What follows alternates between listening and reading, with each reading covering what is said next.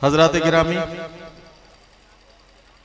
मुशायरे के सदर गैसडी के हरदिल अजीज विधायक मोहतरम राकेश यादव जी और आज के प्रोग्राम के रूह रवा कन्वीनर आपके हरदिल अजीज साबिक एमएलए मोहतरम अनवर महमूद साहब ने मुझे हुक्म दिया कि मैं मुशायरे के इस सफर का आगाज करूं। मुशायरा शुरू हो, लेकिन मेरा मानना यह है कि सिर्फ सदर आली वकार की इजाजत दे देने भर से हिंदुस्तान भर के मशहूर शायर और शायरात और कवि और कवित्रियों के एक जगह मंच पर आकर बैठ जाने से, मुंतजिमीन के बहुत खूबसूरत इंतजाम सजा लेने से किसी मुशायरे की कामयाबी की जमानत नहीं मिलती। मुशायरा कहीं भी हो, कोई भी हो, मुशायरा तब कामयाब होता है जब उसे आप जैसे अच्छे सुनने वाले मिल जाते हैं। मैं आपको इस मुशायरे का सबसे कीमती और सबसे मजबूत हिस्सा मानता हूं और आपसे इजाजत मांगता हूं। इजाजत दें तो मुशायरा शुरू करें। इजाजत है? बहुत शुक्रिया। मोहतरम राकेश यादव जी, अनवर महमूद साहब पर्दे के पीछे रहकर इस मुशायरे के लिए अपनी काबिल कद्र खिदमत अंजाम देने वाले ब्रादर अजीज शाहिद महमूद साहब, MY उस्मानी इंटर कॉलेज के टीचिंग नॉन टीचिंग स्टाफ के वो तमाम लोग जिन्होंने इस मुशायरे के इनेकाद में अपना खुसूसी किरदार अदा किया है, हमारे वो तमाम मुआविनीन जिन्होंने दामे दरमे कदमे सुखने किसी तरह से भी इस मुशायरे के लिए अपना ताउन अपना किरदार अदा किया है। यहाँ बैठे हुए बलरामपुर जिले के कोने कोने से तशरीफ लाए हुए तमाम बुजुर्गों, नौजवान साथियों, और अगर मेरी आवाज किसी तरह से वहां तक पहुंच रही है तो घरों में बैठी हुई पर्दा नशीन और इज्जत माँ बहनों, ये मुशायरे की महफिल है। इसे हम जश्न के तौर पर मनाते रहे हैं, लेकिन आज दिल की कैफियत कुछ और है। फिर भी हमें कहीं ना कहीं से बात का आगाज करना है, बात शुरू करनी है। ये दादिया कमेटी के जिम्मेदार लोग मेरे सामने बैठे हैं, इनसे भी कहना चाहता हूं कि नजरों में नजर से नजर मिला के बैठना है, आंखों में आंखें डाल के बात करनी है, और आपकी आंखों की चमक मुझे बताएगी कि आप अब मुशायरे में अपना ताउन अपना किरदार अदा करने के लिए तैयार हुए हैं या नहीं। मैं मुशायरा शुरू करता हूं। जिंदगी दी है तो जीने का हुनर भी देना, पांव बख्शे हैं तो तौफीक के सफर भी देना। जिंदगी दी है तो जीने का हुनर भी देना, पांव बख्शे हैं तो तौफीक के सफर भी देना। गुफ्तगू तूने सिखाई थी कि मैं गूंगा था, अब मैं बोलूंगा तो बातों में असर भी देना। गुफ्तगू तूने सिखाई थी कि मैं गूंगा था, अब मैं बोलूंगा तो बातों में असर भी देना। हजरात गिरामी, 4 मिसरे पढ़ के मुझे अंदाजा लग गया कि जो लोग जमीन से जुड़े रहते हैं वो हर अच्छी बुरी बात पर रिएक्शन देने के लिए हमेशा तैयार रहते हैं, लेकिन जो जमीन से जरा सा 1.5-2 फुट की ऊंचाई पर होते हैं वो अक्सर खामोश ही रहा करते हैं और इस इंतजार में रहते हैं कि उनके हिस्से का जवाब भी कोई दूसरा देगा। मैं सोफों पर कुर्सियों पर बैठे हुए अपने साथियों से कहना चाहता हूं कि आप जिले के अहम लोग हैं, अल्लाह ने आपको बहुत नवाजा है, आप बहुत दौलतमंद भी हो सकते हैं, बहुत बड़े बाअसर और बहुत ताकतवर भी हो सकते हैं, लेकिन आज अपने दिल के जज्बात को बयान करने का वक्त है। तो आपके हिस्से की दाद और आपके हिस्से की तालियां भी आप ही को बजानी पड़ेंगी। मेरा साथ दें। मैं सोफे पर बैठे हुए लोगों से कहना चाहता हूं कि वो भी जरा अपनी हलचल से मुझे बताएं कि उन तक मेरी आवाज पहुंच रही है। खुदावंदा, मैं तेरे नाम से आगाज करता हूं, तेरा बंदा हूं, तेरी रहमतों पर नाज करता हूं, फकत तेरी मदद और इस्तानत के भरोसे पर मुझे उड़ना नहीं आता मगर परवाज करता हूं। अभी चंद रोज कबल हमारे मुल्क ने बहुत मुश्किल हालात का सामना किया। हमारे मुल्क के तकरीबन 2000 ऐसे लोग जो अपनी खुशियां मनाने के लिए किसी हिल स्टेशन पर गए हुए थे, उनमें से किसी की शादी को 8 दिन हुए थे, किसी की शादी को 10 दिन हुए थे।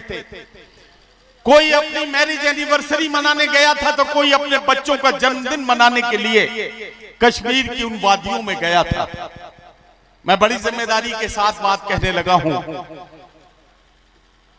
कि दहशतगर्दों ने दहशत फैलाकर इस मुल्क को अलग अलग खानों में बांट देने की साजिश करने वाले लोगों ने एक साजिश की, और उस साजिश के तहत हमारे मुल्क की बहुत कीमती 27-28 जानें चली गई, और हम उनसे जाहिर है कि उनसे बिछड़ गए। और ये मान के चलिए कि उनके घर वालों को उनके जाने का जितना एहसास है, 140 करोड़ हिंदुस्तानियों की जिम्मेदारी लेता हूं। हर हिंदुस्तानी के दिल में वो दर्द है, हर हिंदुस्तानी उस दर्द को महसूस कर रहा है, और हम इस बात को न सिर्फ महसूस कर रहे हैं बल्कि इस गम गुस्से में हैं। मेरे जितने शायर दोस्त बैठे हैं, इन्हें आप देखेंगे तो जानेंगे कि इनकी बाह पर जो काले रंग की पट्टी बंधी है, मीडिया के लोग अगर मेरी बात सुन रहे हो तो इस बात को गौर से सुने।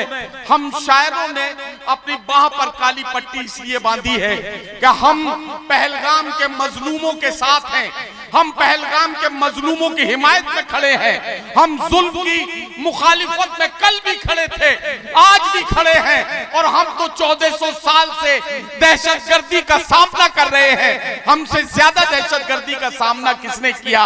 अरे हमें ताइफ के मैदानों में सताया गया, करबला के मैदान में भूखा प्यासा हमारे बच्चों की कुर्बानियां दी गई। हम अगर यहां से लेकर वहां तक हर मुल्क के मंजरनामे को पेश करें तो दहशतगर्दी को बहुत करीब से देखा है। इसीलिए लोगों ने अपनी जान की बाजियां लगाकर लोगों की जान बचाई।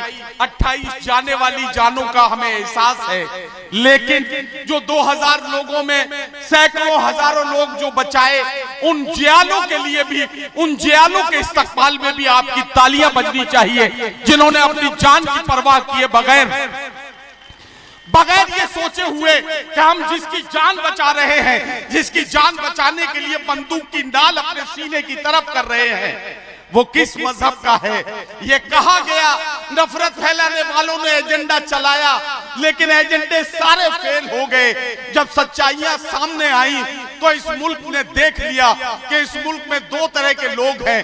एक वो हैं जो नफरत फैलाना चाहते हैं, एक वो हैं जो मोहब्बतें बांटना चाहते हैं। आप मोहब्बत करने वालों के साथ हैं तो अपना हाथ हवा में उठाकर ये बताइए कि इस मुल्क के जो हमारे जो मजलूमीन हैं उनके साथ, उनकी हिमायत में आप खड़े हैं, और आपने इस बात का सबूत पेश किया है कि हम हर मौके पर अपनी हुकूमत का साथ देते हुए, मैं अपने तमाम शायर दोस्तों की तरफ से एक बात कह रहा हूं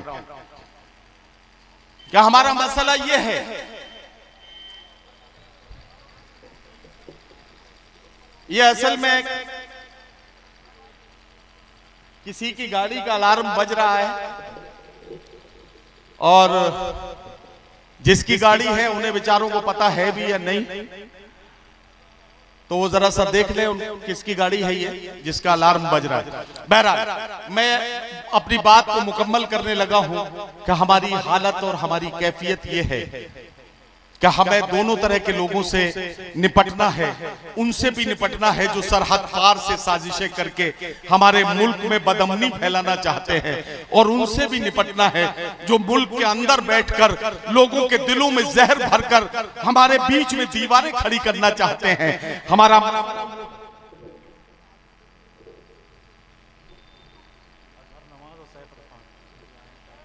अच्छा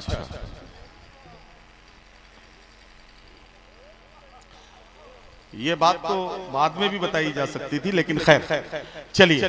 तो मैं ये अर्ज कर रहा था कि हमें दोनों तरह की ताकतों से निपटना है। यहाँ जितने जिम्मेदार लोग बैठे हैं, आपको शरीक करके एक बात कहता हूं कि हमारा मसला इन दिनों ये है कि हम ही को कातिल कहेगी दुनिया, हमारा ही कत्ले आम होगा।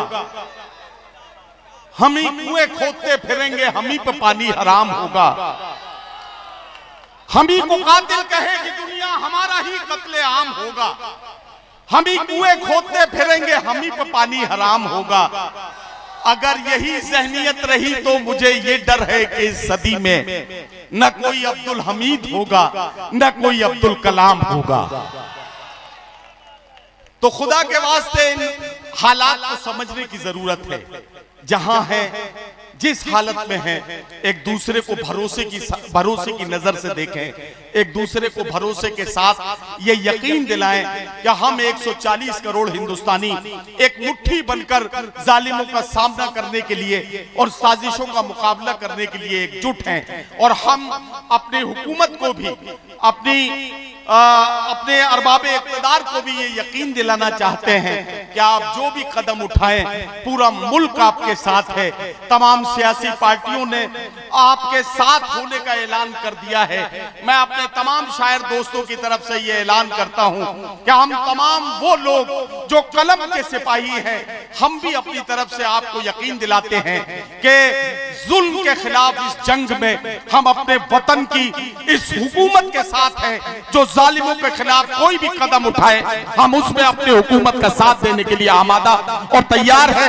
तालियों की गूंज बताएगी कि आप मेरी बात की तायीद कर रहे हैं या नहीं कर रहे।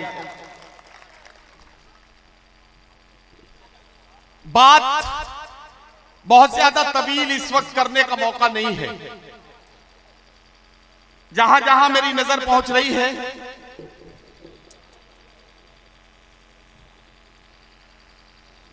पचपड़वा से डॉक्टर गयास साहब मुझे नजर आ रहे हैं, इधर तुलसीपुर से भाई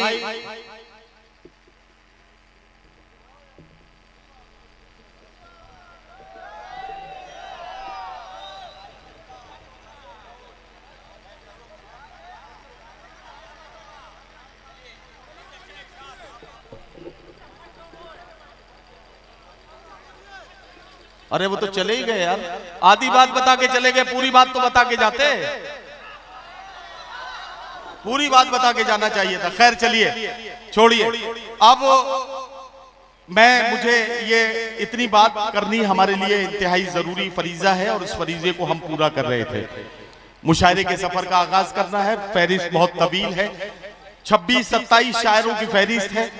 यानी इतने शायर हैं कि जितने शायरों में 2 मुशायरे बड़ी कामयाबी के साथ अलग अलग 2 शहरों में किए जा सकते थे, लेकिन ये अनवर महमूद साहब की मोहब्बतें हैं कि ये इतने सादा लो और इतने सादगी पसंद इंसान हैं कि जिस शायर का नाम इनके सामने आया और किसी ने भी इनके चाहने वाले ने अगर किसी शायर की इनसे फरमाइश की तो वो इसके लिए मना नहीं कर सके। अब हम शायरों की जिम्मेदारी बढ़ गई है। एक बार मैं बता देता हूं, बार बार बताऊंगा नहीं। हर शायर के हिस्से में 5 से 6 मिनट का वक्त है। 1 मिनट में सलाम कर लें, औज़ु बिल्लाह बिस्मिल्लाह पढ़ लें। 5 मिनट आपके पास पढ़ने के हैं, 5 शेर या 5 मिनट, 5 शेर या 5 मिनट, ये एक शायर के हिस्से में वक्त आया है। अब मैं अपने सफर का आगाज करता हूं।